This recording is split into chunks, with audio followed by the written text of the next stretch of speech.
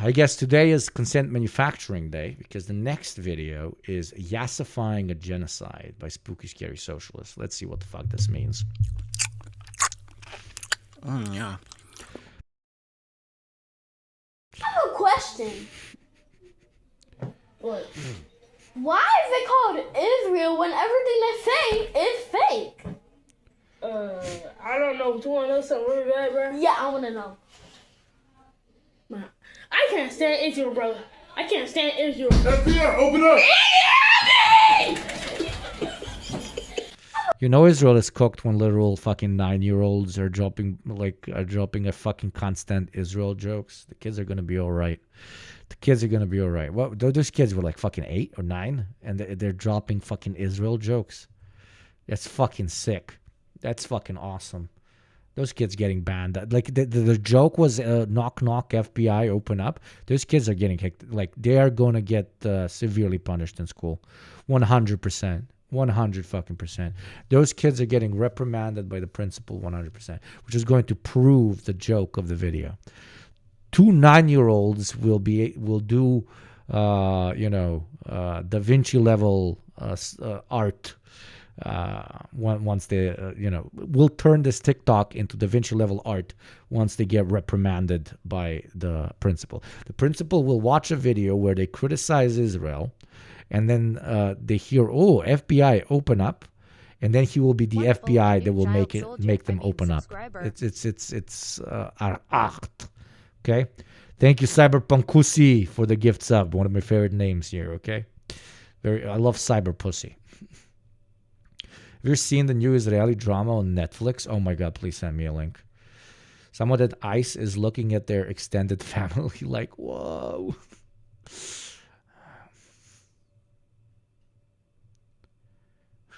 Israel will just say that those 2 9-year-olds were Hamas.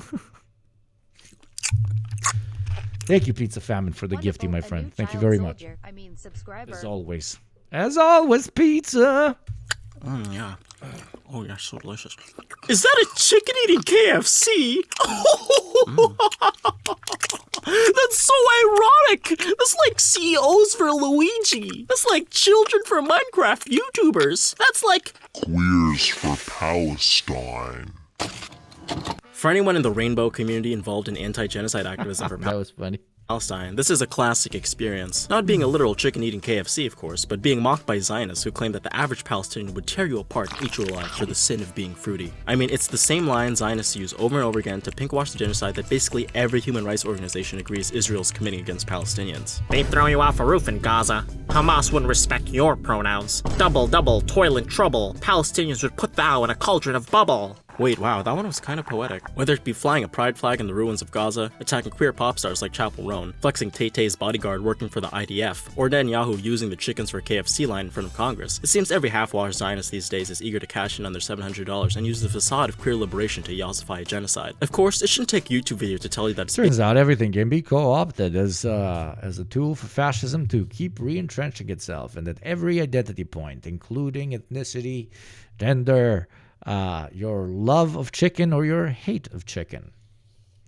all of these things can be used to dehumanize the other and help blow their brains out, and their children, and their aunt, and their entire city, and so on. Basic morality to oppose mass murder, regardless of what its victims think of queer rights. It doesn't matter whether or not the victims of the Holocaust, or Rwandan genocide, or Bosnian genocide read up on their Judith Butler, genocide in itself is wrong. And no one, especially the hundreds of thousands of Palestinians murdered by Israel, can have rights if they're dead. But there's something especially repugnant about using a symbol of liberation on the ruins of a genocide. And as a queer person invested in liberation for everyone, it's foremost up to us to dispel Zionist pinkwashing talking points, expose their origins in Hezbollah, and boil down the homo-nationalist narrative they perpetuate. And maybe, along the way, we'll find true love. Wait, is that Chapel Roan? Can I get a picture? Homonationalismus.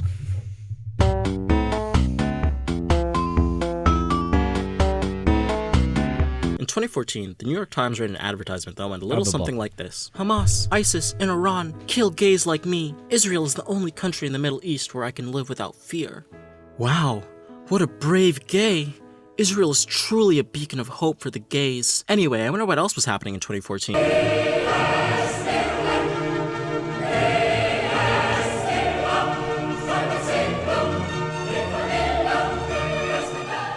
Oh.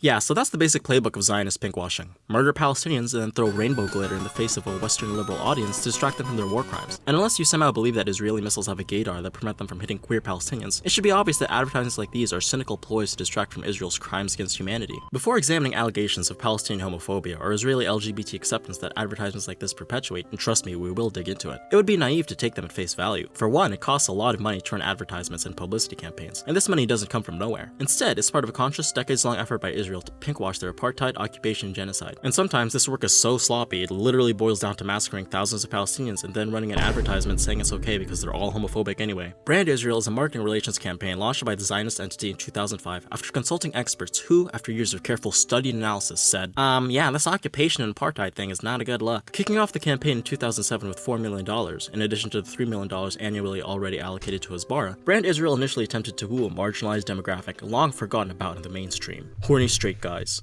Is that a female? Oh.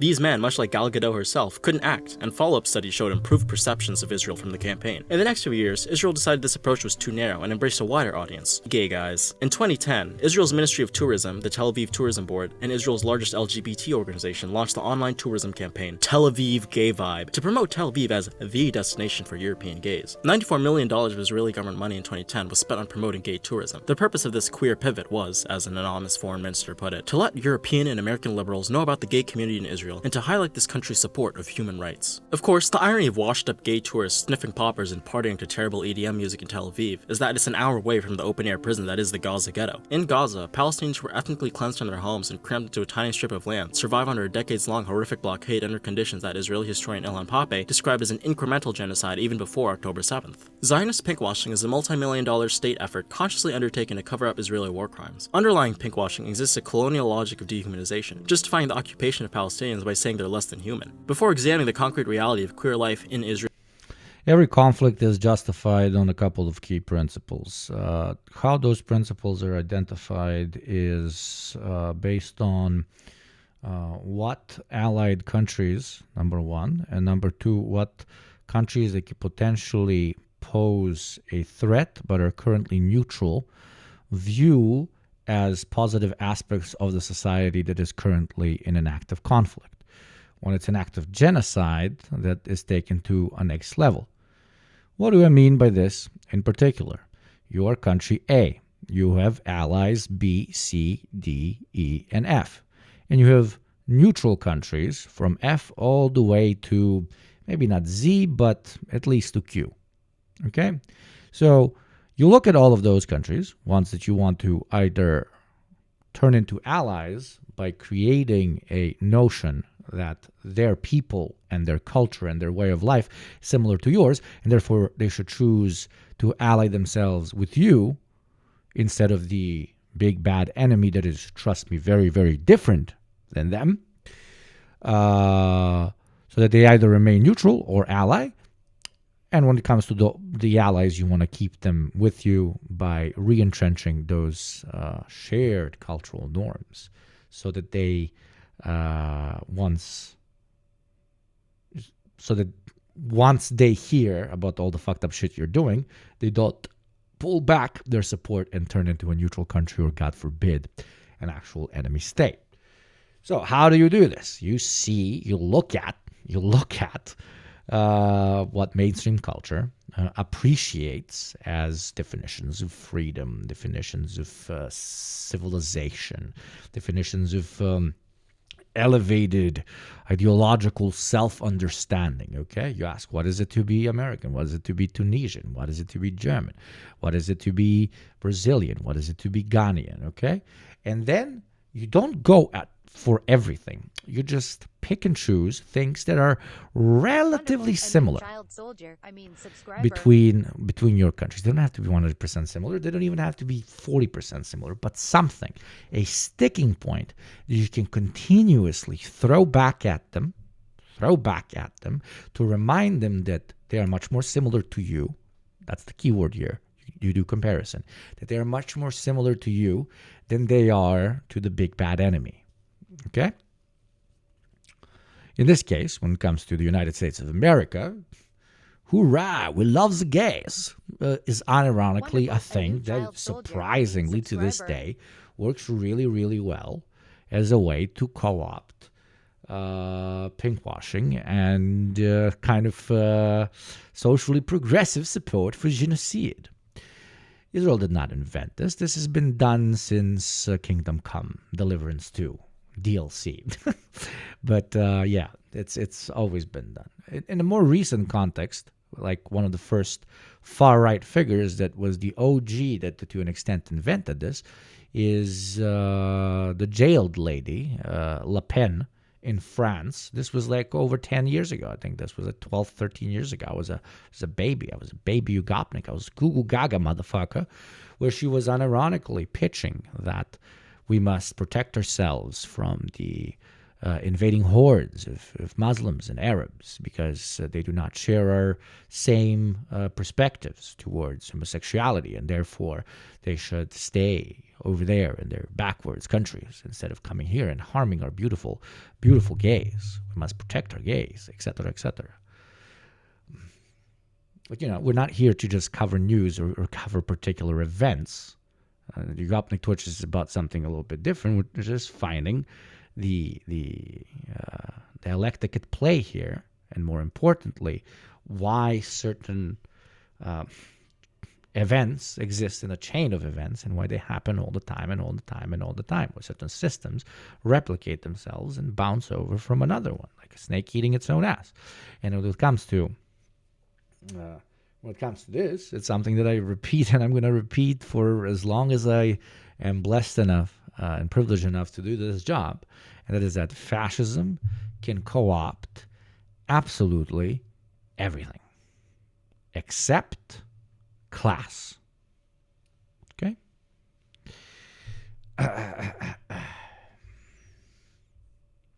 Thank you very much to Polky for that gifty.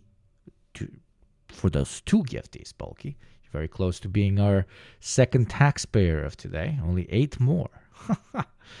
Or maybe 3 more. Because remember, developing world chatters are what actually allows this show to run, and you only owe me 5. Prove to the Westerners that you are not barbarians living in cages, but that indeed you are even financially, not only morally, superior to them by gifting in their face and making them feel even worse about themselves. Thank you very much. Let's continue. Israel and Palestine, this logic needs to be deconstructed, and luckily for us, it has a name. Homo-nationalism was coined by Jasbir K. Kapoor in her book Terrorist Assemblages, which she describes as a framework where certain gay people are tied to nationalist agendas while contributing to the othering of victims of imperial violence. It's basically the yassification of imperialism, portraying gay genocidal soldiers as progressive for raising a pride flag on the ruins of brown people's destroyed homes. Homo-nationalism is the logic and wider geopolitical context underlying pinkwashing, and although Kapoor wrote about it mainly in relation to the US war on terror, the term has been applied to Israel. For one, Israel's gay marketing strategy likes to portray itself as a civilized quote-unquote country, pointing to gay life in Tel Aviv and contrast. Yeah, so civilized. Look at our roads. We got malls. We show nudity in film. We respect the woman.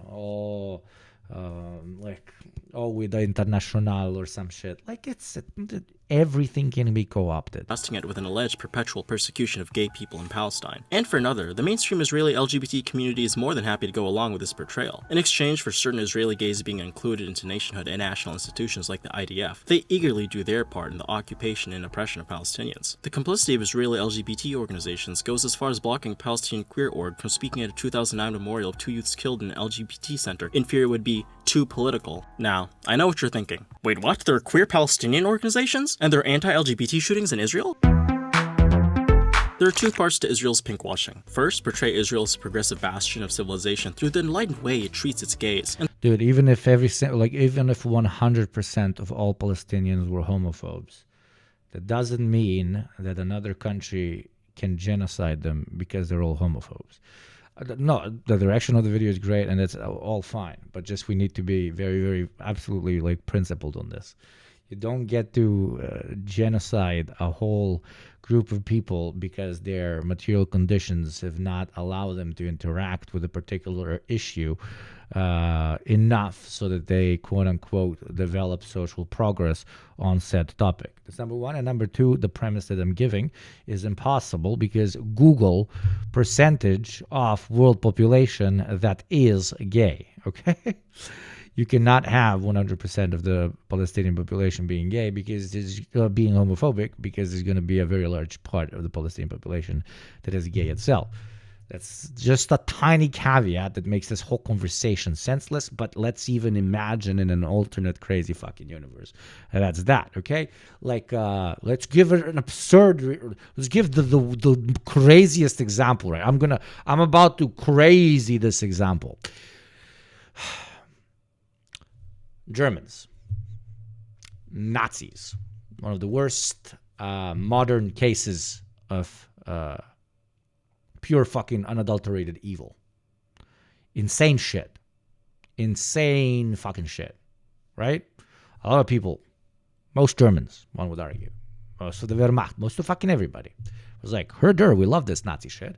Herder, conquest, invasion, mass murder, genocide, absolutely fucking based. Post-World War II, would that have made it okay for us to kill every single German? To kill 80% of all Germans?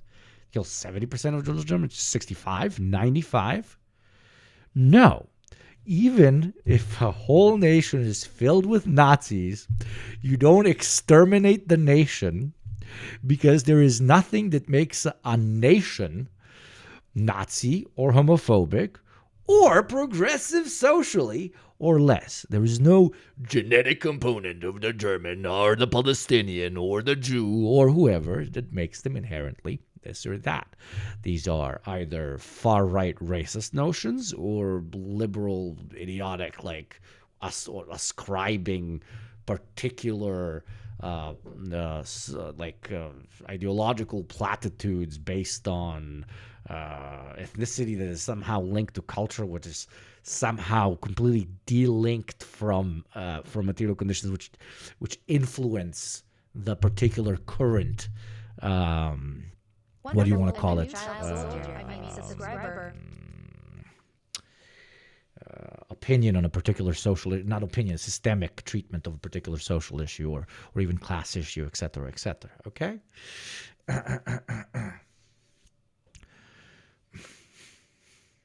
It's insane. That's not how it works. It's simply insane. Thank you, Silas, for the gift. Thank you very, very much. Means-tested population extermination. Yeah.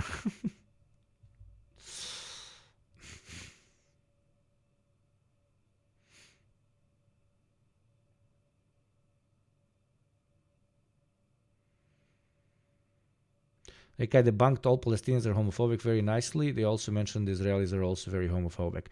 Even if zero Israelis were homophobic and 100% of Palestinians were homophobic, you don't get to genocide an entire nation of people. That's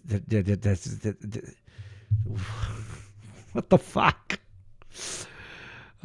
Second, contrasted with alleged barbaric Palestinian homophobia. Of course, neither portrayal is true, and the state of gay life in both Why do I have to say this? This is insane that I have to say this. is far more nuanced than free grinder premium in Israel versus infinite Millie Bobby Browns in Palestine. Much of Israel's pinkwashing relies. Listen, it's one thing to fucking invade Germany and stop the Nazis and execute half of the fucking Nazi leadership and then try to not denazify the fucking country.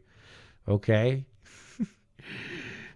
And the people, and try to introduce a particular different material conditions that allow them to hopefully through a couple of generations no longer on average be insane fucking Nazis. Okay, that's a normal approach to things. An insane approach to things is just fucking ethnically cleansing and genociding all of Germany. The reason I'm talking about Nazi Germany right now is not because I'm creating parallels between it and Palestine. Quite to the contrary, is because I'm arguing that that the premise of quote unquote civilizing a people by exterminating all of them is an oxymoron, and also you sound like a freak demon. What the fuck are you talking about? And that's exactly the Israeli pitch when it comes to Palestinians. We will, quote unquote, civilize them and make them love the gays by executing every single one of them. Everybody is like very careful and they're treading on the, but Palestinians not that homophobic, and Israelis actually pretty homophobic. It's not, and that's great, you know. Call out that hypocrisy, blah, blah, blah, blah, blah. But also say what I'm fucking saying. Like, dude, you know how, like, some Central African republics, do you have any idea how fucking homophobic some of those motherfuckers are on average? You got any fucking clue? Got it? Fucking hyper-Catholic South American states. You want Americans to bomb the shit out of them and kill, like, women and children in those countries? Are you fucking insane?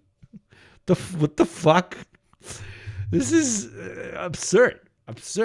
Sure, if it's a country that is like very openly and systemically pushing homophobia, like fucking rounding up homosexuals, harming them, doing absolutely fucked up shit. It's like a Nazi party, but it's the gays that get the gas and shit, even though obviously under Nazis the gays got the gas. And then calling for active intervention in decoupling that government and that ideology from that country, especially after it starts invading and shit. Yeah, that's one thing. A completely different thing is being like, now we got to kill everybody in Ghana. Yeah. Now we got to kill all of them. We got to kill all of them. Sorry, I don't make the rules. We got to kill every single one. You got to kill all of them. Got to die now. Like they got to die. All of them have to commit the death. Okay. We love bombing Middle Eastern women to help liberate them. Absolute classic. Absolute classic. If we apply it everywhere, we'd bomb half of Earth. Yes.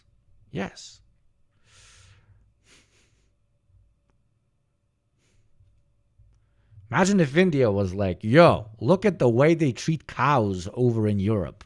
We must literally detonate our nukes over Berlin and Paris and London right now. Like, because of the contrast in perceived cultural significance.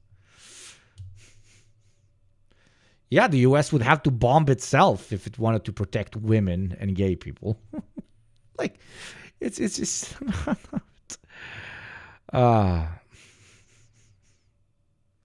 True liberation comes from improved material conditions which allow for the development of progressive social perspectives on a far larger, faster, and more organic scale than any other approach. Obviously, only when paired with organizations that push for said inclusion of, well, normal people that up until yesterday are somehow considered abnormal. This is not rocket science.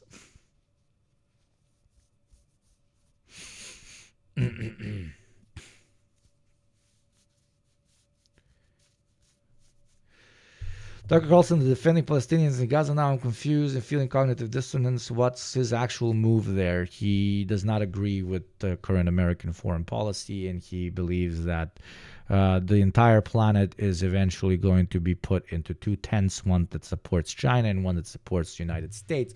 And he believes the United States is ostracizing a lot of the Arab and Persian world by focusing on Israel, which he considers just a money dump at this point, and therefore a pivot is necessary in order to potentially co-opt more of the Middle East, and has already been to a very large extent co-opted under the branch of the American flag against the rising red flag of the Chinese People's Republic. That's a simplification, but that's exactly what his pitch is. And I've heard him say this pitch many times. Also, he likes stability in the Middle East because he actually doesn't want quote unquote white replacement, whatever the fuck that's supposed to mean, because he thinks when there's conflicts there, they move to Europe and then less white people because people have sex. Also, he's a smart operator, yeah. Because it's not really very popular anymore, even though in the States it still is, unfortunately, to an extent. But internationally, it's not very popular to be a pro-Israel guy. That's why they pay so much, you know? If it was a popular opinion, AIPAC wouldn't be giving that much cash. I honestly think they give too little, even to this day, dude. A state an act of genocide. Absolute absurdity. But yeah, TLDR chat.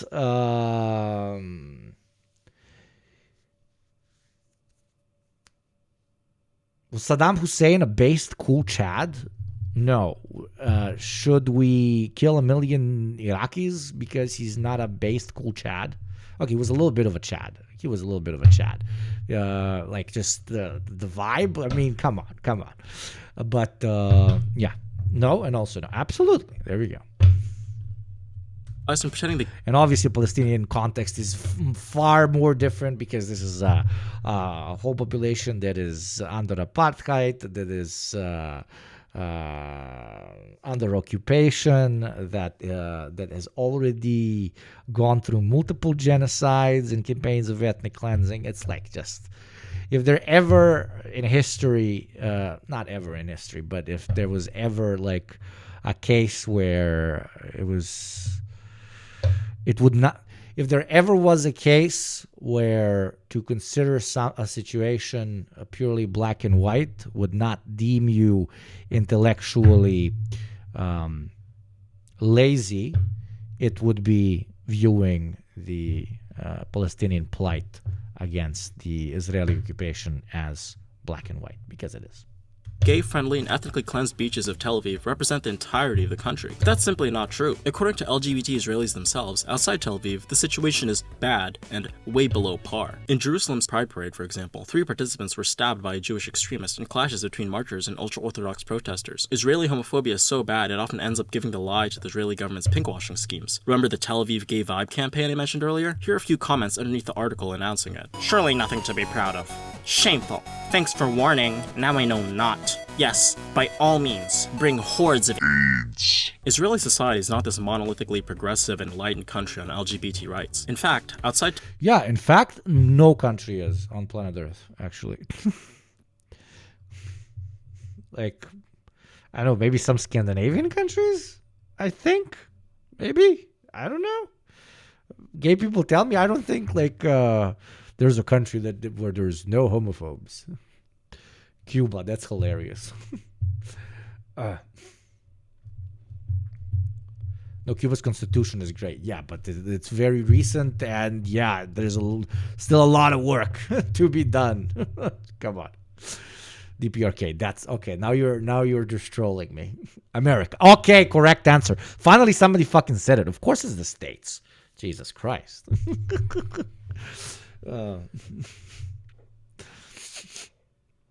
Lebanon is how we got lesbians, 100%. Antarctica, there's only one gay person living in Antarctica. That's why there's no homophobes in Antarctica. No, in my opinion, it's Italy because all Italian men are gay. They just lie to you, okay? There's plenty of homophobes here in Norway too. Maybe not as bad as many other countries though. Yeah. Okay, let me grab some food. Tel Aviv is very much dominated by religious and social conservatism, especially seen in the growing dominance of religious Zionism. Homophobia is built into Israel's laws, gay marriage is not legal, and for that matter neither is interfaith marriage, and a self-declared fascist homophobe is in one of the highest positions of government. But I already know what Zionists are going to say in response. So, queer rights in Israel aren't perfect, but even a freak like you would be safe in Tel Aviv. I mean, just look at Hamas. Whenever a Hamas sees a gay, they get squashed with a comically large mallet. It's so bad there, Israel has to go in and save the Palestinian gays. So this idea that Israel quote-unquote saves Okay, time to eat. I turn off camera. Okay, but I'll still be here.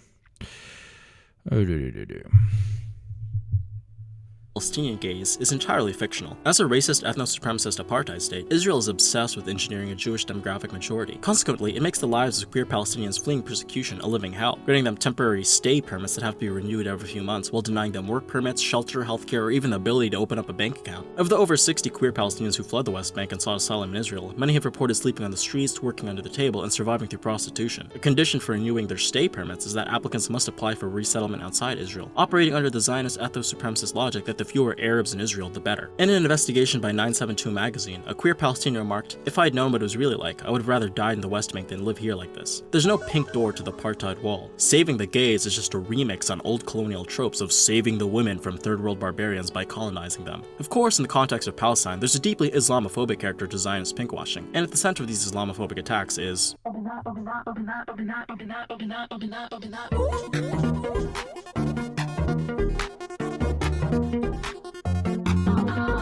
I've already made a more detailed video debunking misconceptions about Hamas, which you can watch here, but the crux of it is that the Zionist framing of the movement as irrational anti-Semitic terrorists is objectively incorrect. The movement has always been deeply pragmatic and open to change, which can be seen in its 2017 charter, which differentiates between Zionism and Judaism, is open to a form of a two-state solution, and supports a democratic, not theocratic Palestinian state. But Zionist pinkwashing collapses the dynamic and pragmatic nature of Hamas as a national liberation movement into a singular blob that includes ISIS, Al-Qaeda, Iran, and anything else Muslim. I already covered why Hamas is different from groups like ISIS or Al-Qaeda. Rather than advocating for a transnational theocratic caliphate, Hamas supports a democratic Palestinian state and limits its armed struggle to the confines of historic Palestine. But that hasn't stopped Zionists from trotting out the old line everyone's familiar with. I think it's a little ironic that the people who seem to be defending Hamas online are also the ones they'd be most likely to kill. Dude, this is the OG guy, man. I remember this guy like 2 years ago, dude. OG guy. Oh, no, I'm sure the Islamic terrorists would love you, queer intellectual feminist. Free Palestine, free Gaza, buddy. You have they, them, zay, zer, dragon / AirPod in your bio. I would love to hear the Palestinians' thoughts on you. Don't these woke homosexuals know that Hamas would rather slash them than respect their they/them pronouns? These people are literally chickens for KFC. Hamas would gobble them up and probably get really big. Kinda like this. Whoa! Whoa! There's no fucking way that was real. The voice as well, there's no way that was real. There's no way that was real. That was the most Israeli thing I've ever seen in my life. Holy Mother of God.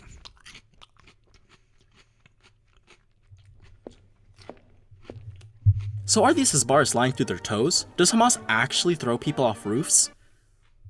No. Alleged footage and images of Hamas executing gay people were actually conducted by ISIS, and as I covered in my last video, Hamas and ISIS are enemies, with Hamas cracking down on ISIS-linked Israeli-supported gangs in Gaza that have been stealing aid. Homosexuality's legal status is also not the blanket immediate death penalty by panel-smashing stereotype parroted by Zionists. In the West Bank, homosexual acts were decriminalized before Israel in 1951, with the adoption of the Jordanian Penal Code, while Gaza still operates more or less on the 1936 British Colonial Code. Although some have interpreted this colonial code to mean homosexual acts are criminalized in Gaza, others argue it allows consenting homosexual acts between adults. Of course, none of this means anything if Hamas is actually out there executing gay people, but the closest case is Hamas executing one of their male commanders over allegations of embezzlement and engaging in intercourse with men. While this story has been popularized by a handful of news outlets, the allegations have yet to be confirmed and remained contested. Outside of this one sensationalized case, there's little evidence that the British Colonial Code's provision against homosexuality is enforced in Gaza. That's not to excuse the existence of the law, which, may I remind you, was imposed by British colonizers, but for as much as Hezbollah love to recite that Hamas throws gay people off roofs, there's basically nothing supporting it.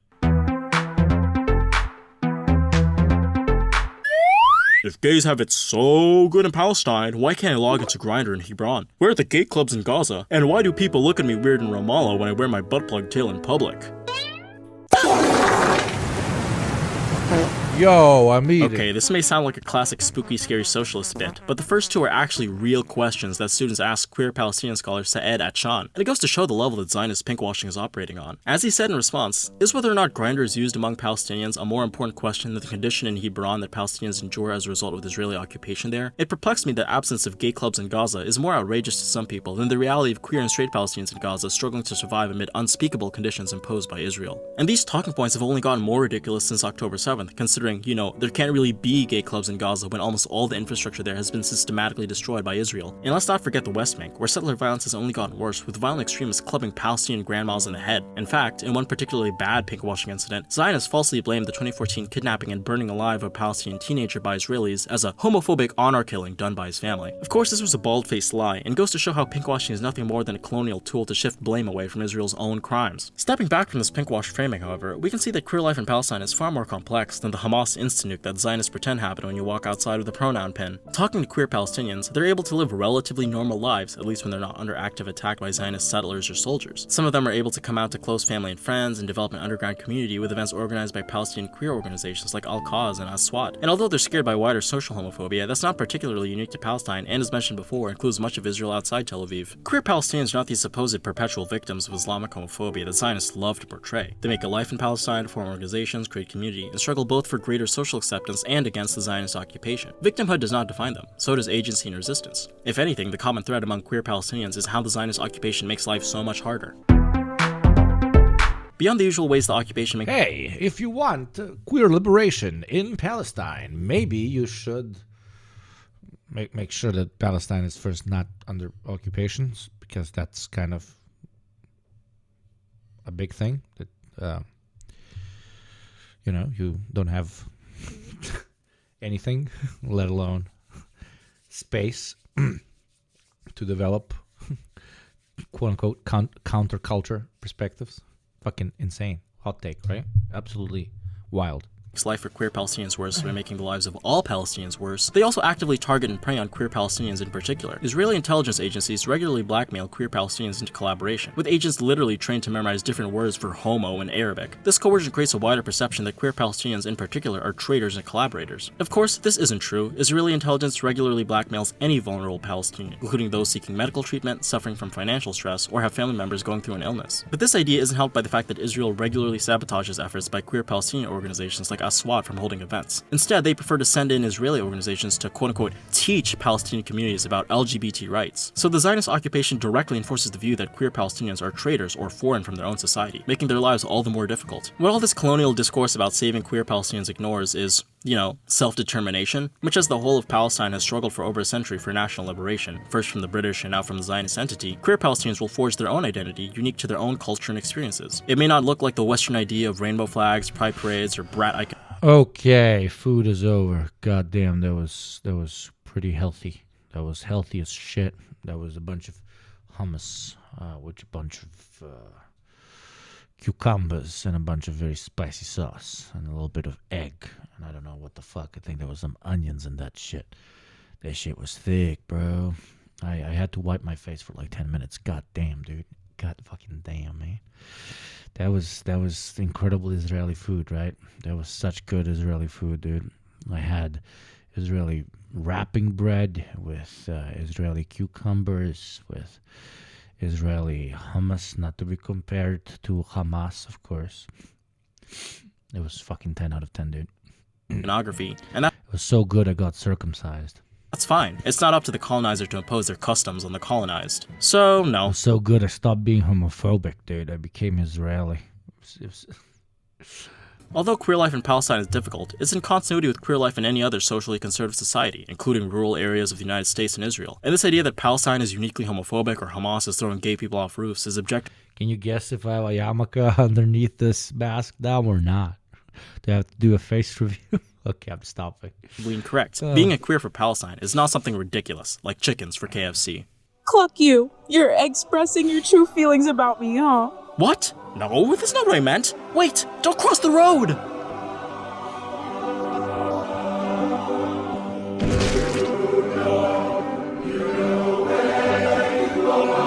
I hate that I know who both of these mid people are. That sucks so much, dude. I need to touch more grass.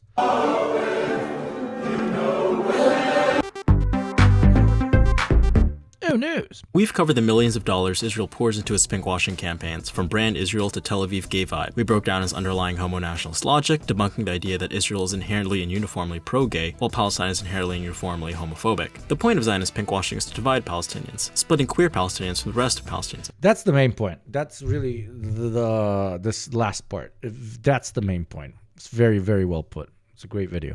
Logic, debunking the idea that Israel is inherently and uniformly pro-gay, while Palestine is inherently and uniformly homophobic. That's the main thesis, okay?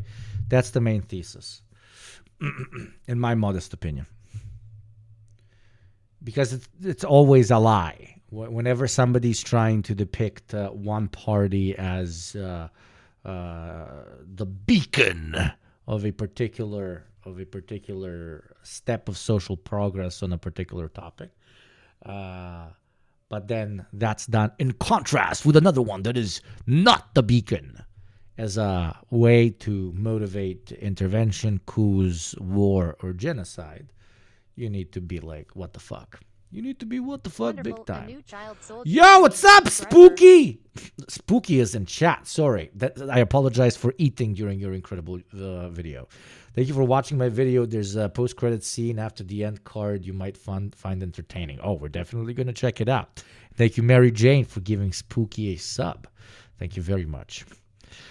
Spooky, how the fuck did you get in here so quick? You've been doing really good work. This video is very good. The point of Zionist pinkwashing is to divide Palestinians, splitting queer Palestinians from the rest of Palestinian society. But as we've seen, queer Palestinians suffer and go through the same occupation, apartheid, and genocide that all Palestinians go through. And although they struggle against homophobia, it's one that isn't unique to Palestine. There's no such thing as Hamas throwing gay people off roofs any more than there were 40 beheaded babies. At the end of the day, all this Zionist pinkwashing is just a woker way of doing colonialism. It isn't fashionable nowadays to call Palestinians subhuman, so modern colonizers have resorted to calling them subhuman because they're allegedly ultra-homophobes, which is not only untrue. To an extent, we've always done woke imperialism, right? We would always go to a particular nation, tribe, people, random fucking group we found in the forest, and then we would explain to ourselves that we are allowed to either enslave or mass murder them because they eat with their right hand instead of their left hand. We defined that it is to be civilized to eat with the right and uncivilized to eat with the left, and then we cut off the inappropriate hand and make them work with the other ones. This is just readapted to the modern context, and as we said in the beginning, and as the video showed really well, it's used usually by unhinged reactionary forces to justify what they're doing in front of a larger audience, usually coming from a nation state that is either allied to them or neutral to them, that wants to hear something that resonates positively with them as a means to ensure for them to identify more with your side instead of the other side, which allows you to garner their support and then continue doing the fucked up thing. Okay? That's it. Ooh, man, join me in fucking over those guys. Why, dude? Why shouldn't I join them in fucking you over, dude? Because they eat with the left hand, and you, my fellow man, also eat with the right hand, okay? And when you hear that, you can go two ways. You can be like, no, there's a lot of people in your country that also eat with the left hand. What the fuck? And also, there's a lot of people in their country that eat with the right hand. And maybe if you don't continuously attack them, maybe there can be a bigger conversation in their country about it being okay to eat with this hand and this hand. Maybe if we actually care about people that eat with the type of hand that we like to eat with, there shouldn't constantly be war over there, so they can actually try and eat with both hands. You get where this fucking allegory is going? Yeah, where this fucking allegory is going. I'm trying to standardize pinkwashing with many other washings that have been done throughout history as a means to fucking go John Cena on your ass and motivate you to support unspeakable acts of evil because you are so fucking prone to absurdist fucking tribal thinking of, ooh, I want to paint this whole group as a thing, ooh, and then support the other group because I'm also painting it as uniquely positive versus uniquely evil. Are we in the cave, Plato? To an extent. I'm just throwing even harder shades, dude.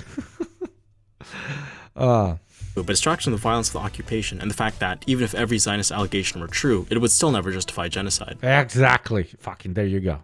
Hey, Spooky said it. Pinkwashing is more than a ridiculous internet gotcha. It's an entire propaganda apparatus built to make you forget that Palestinians, queer or not, are being brutalized in real time. And the only antidote to that propaganda is refusing to let Zionists turn queerness into a shield for apartheid. So the next time someone tries to distract you with a rainbow flag planted on the rubble of Gaza, remember that queer struggle has always been against the systems that cage, brutalize, and erase people, not the ones fighting to survive them. And if that makes us chickens for KFC, then fine. At least we're not the ones deep frying human rights and calling it pride. Whoa. Base. Thank you to all my lovely patrons, especially Everybody my go top tier subscribe supporters, it now. Fiasco Linguini, Subscribe it Caleb now. Peters, and Adrian Solares. Subscribe. These videos take a long time to make, especially the animation, and without the support of these wonderful patrons, it would be very difficult to make And this go type to of content on Patrone. YouTube. In addition to the Read it transcript, now, sources, read and it soundtrack, now. I've linked to GazaFunds.com in the description, which includes vetted fundraising campaigns for people on the ground in Gaza. Winter has been very harsh, and with the latest quote-unquote ceasefire, crowdfunding for Palestinians in Gaza has slowed down, but if you can, please support a campaign. Thank you for watching, and as always, no war but the class war. Wow, we said there's a post credits. Oh my god, wait.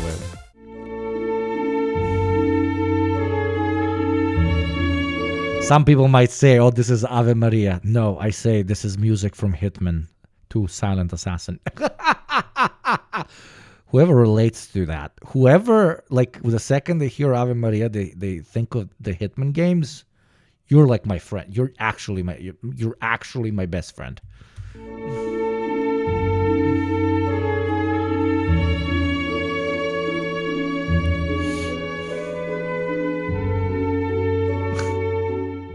I'm sorry. I thought you kicked the bucket.